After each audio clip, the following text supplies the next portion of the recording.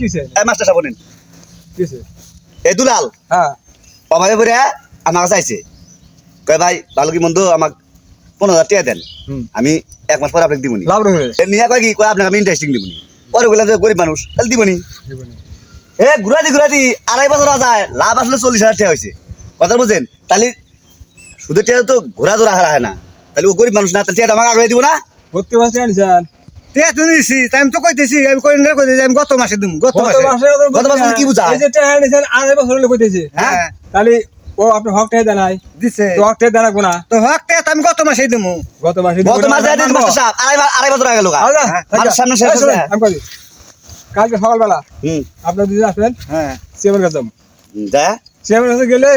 সিএমের সন্ধ্যা একটা বিষয় করে দিব জায়গা তে দিমু ভালো কথা আপনি এবার একটু ধরে ধরেন কাল সকালবেলা যাবো না তে একদম ভালো কথা রাস্তা পথে আটকাতে না তোমার রাস্তাতে পাই না আসবো বিচার